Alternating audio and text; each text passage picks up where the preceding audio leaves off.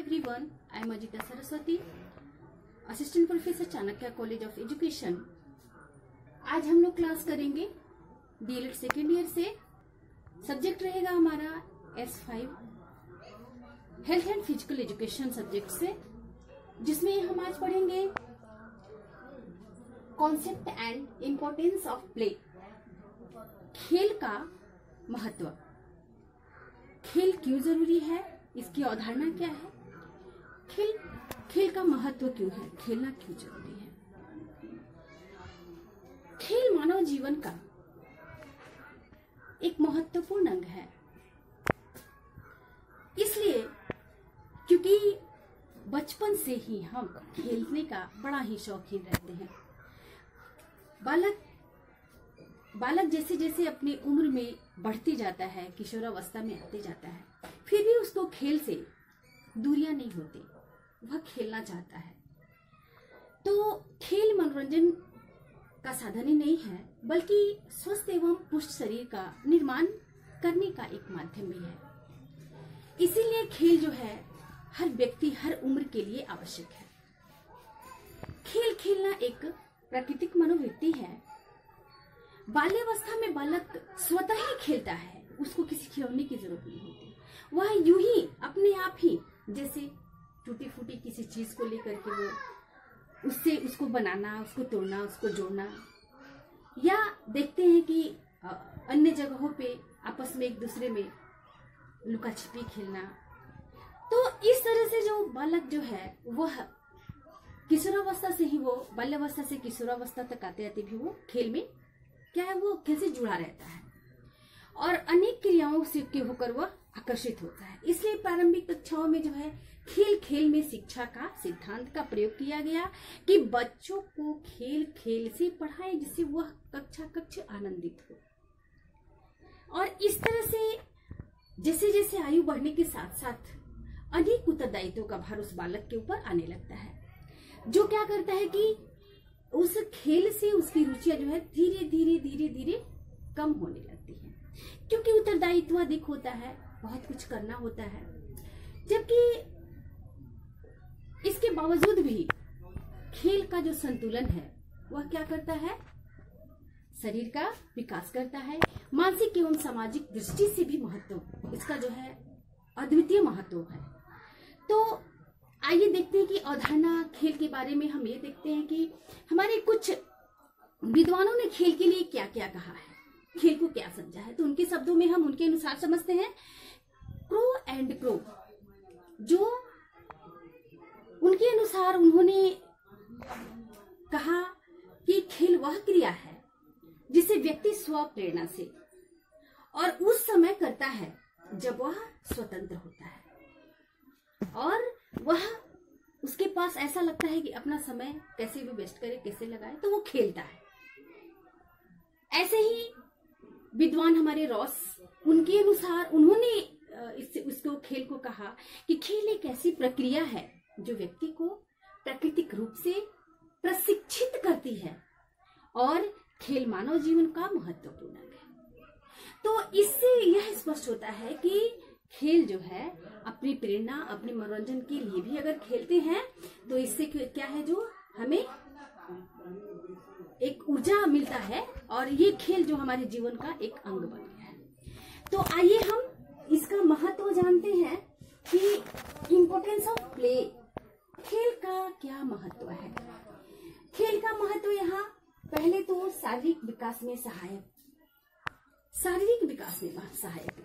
खेल क्या है, खेलने से हमारी मांसपेशियां जो हैं, मांसपेशियां वो जो दृढ़ होती हैं, मजबूत होती हैं, और वह ये मजबूती जो है उसको सुडौलता देती है, स्पुष्टता बनाती है उसे। और खेल एक ऐसा व्यायाम है खेलने से कि जिससे वह जो है अस्थाई जो है वो अपने शरीर को, अस्थियों को, मांसपेशियों के साथ साथ उसकी अस्थियां भी क्या होती है, मजबूत होती हैं। और वह तीव्र गति से जो खेलता है और खेलने में दौड़ता है या तीव्र गति से, तो वो जो सांस लेता है, सांस जो जल्दी सांस लेता है, तो ये जो उसकी सांस की गतिशीलता जो है, वो ऑक्सीजन जो है उसके शरीर के अंदर अधिक मात्रा में जाती है, और जिससे वो क्या है कि उसकी वो वहां पे प्रविष्ट होकर के जो प्रवेश करती है, उसके बाद जब वो अंदर जाती है तो हमारे रक्त परिसंचरण में सहायक होती है। तो इस प्रकार जो है शारीरिक विकास में है जो है खेल जो है वो सहायक होता है। दूसरा है सामाजिक गुणों के विकास में सहायक। सामाजिक गुणों के विकास में सहायक, कभी भी खेल अकेले नहीं होता। अगर मोबाइल में भी खेलते हैं तो फिर मेरे साथ तो एक मोबाइल हुआ ना, मैं अकेला और मेरे साथ मोबाइल, दो वस्तु ही सही लेकिन दो चीज हुई। दिमाग से नहीं खेल सकते। तो खेल जो है ना वो क्या कहता है कि खेल जो है समूह में भाग लेने से होता है, और वह एक समूह बनाती है, दो ग्रुप बनाती है, या दो व्यक्ति के साथ हो सकता है या दो किसी वस्तु के साथ करे, लेकिन कोई उस व्यक्ति के बाद भी दूसरा होना अनिवार्य है।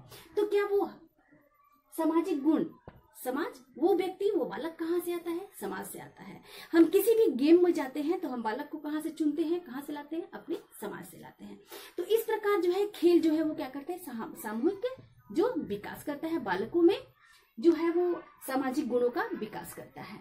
तो इसमें क्या क्या होता है, बालकों में सहयोग की भावना होती है। जब वो एक दूसरे के साथ खेलता है तो कैसे मुझे अपने ग्रुप में जिताना है, अपनी जीत के लिए क्या क्या करना है, तो एक दूसरे पे वो एक दूसरे को बताता है ऐसे खेलो कि हम जीत सके। अनुशासन को बनाता है। परस्पर जो है वो निर्भरता, सामाजिक गुणों का जिससे विकास होता है। परस्पर निर्भरता यानी हम एक दूसरे पर निर्भर होते हैं। अगर हमारे ग्रुप में 5 व्यक्ति हैं तो पांचों एक दूसरे पर निर्भर होते हैं कि वो हमारी कि हम सभी मिल करके अपनी टीम को जीत हासिल करें। तो इस तरह से क्या है कि वो ये सामाजिक गुणों का विकास करता है। तीसरा है मानसिक विकास में, मानसिक विकास, शरीर स्वस्थ होता है तो मस्तिष्क का विकास होता है। अगर शरीर स्वस्थ नहीं तो एक स्वस्थ मस्तिष्क नहीं होगा, किसी कार्य में हमारा मन नहीं लगेगा। और जब खेल में हम क्या क्या देखते पाते हैं, हम चिंतन करते हैं कि कैसे जीते, कौन सा ऐसा ट्रिक करे, कैसे खेलें, और उसके साथ उसकी तर्क शक्ति भी बढ़ती है, और जिससे उसका विश्लेषण क्षमता भी बढ़ता है। तो इससे क्या होता है, उसका मानसिक गुणों का विकास होता है। अगला है अवकाश के समय में इसका सदुपयोग होना। अवकाश, छुट्टियों में अक्सर देखते हैं हम संडे को ही 8 दिन हम पढ़ने जाते हैं, लेकिन जैसे हमारा एक संडे आता है उस दिन हम क्लास न जाते हैं, लेकिन जो भी हमारा समय बचता है उस समय में थोड़ी सी हम खेल खेलते हैं जो हमारी रुचियों के अनुरूप होता है, अनुसार होता है। तो इसमें जो है उसकी गतिविधि जो है ना वो गतिविधियों से जोड़ता है। अगला है अनुशासनात्मक गुणों का विकास। अनुशासनात्मक गुणों का विकास, खेल में अगर हम नियमों का पालन करते हुए खेलते हैं तो उस खेल में हमें आनंद आता है, और इसमें जो है नियम होता है, तो इस नियम के तहत खेलते हैं तो हमें उस खेल से आनंद प्राप्त होता है।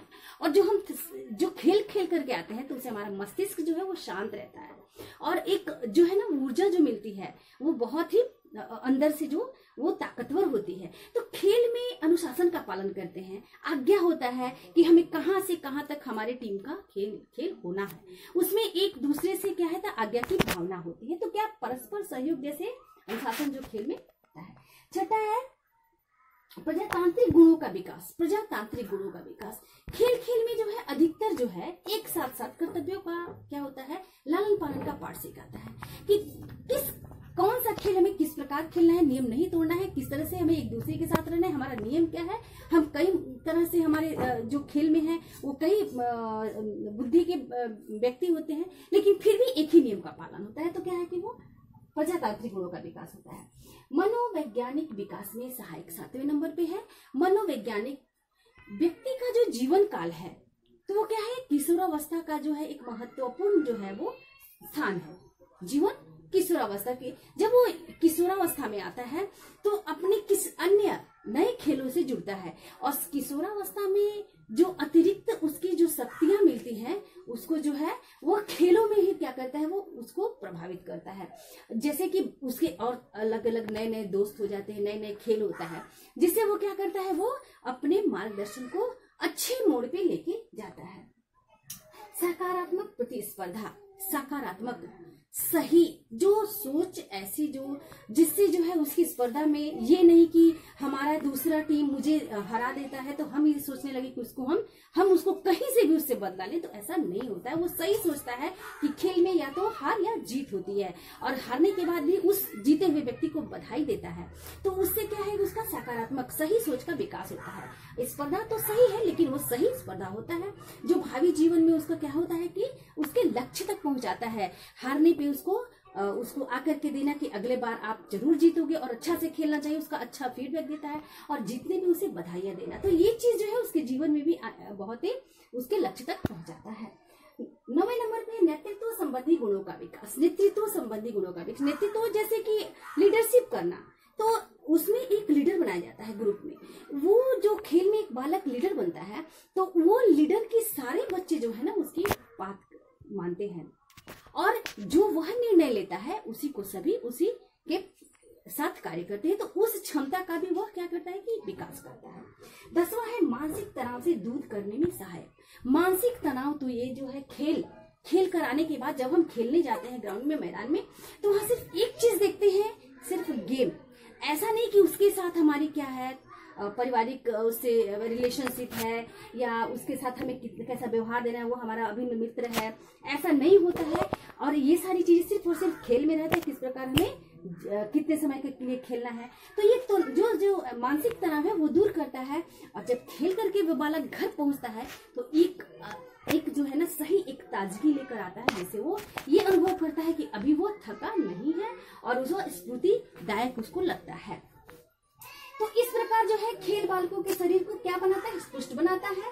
खेल बालकों के मानसिक विकास के सहायक और चिंतन एवं गतिशीलता का विकास करता है, चारित्रिक विकास करता है, मूल प्रवृत्तियों का संशोधन करता है, सहयोग, सहकारिता, अनुशासन और सामाजिक गुणों का वह जो है विकास करता है। जीविका का साधन जब हम जैसे बहुत सारे ऐसे हमारे प्लेयर्स हैं, जैसे सचिन तेंदुलकर है, जैसे हमारे पुराने भी बहुत सारे सुनील गावस्कर वगैरह में, कपिल देव है, तो ये सारे जो खेलते थे तो उन्हें हमारी गवर्नमेंट की तरफ से, हमारी सरकार की तरफ से उसे कुछ मुआवजा मिलता, पैसा मिलता था।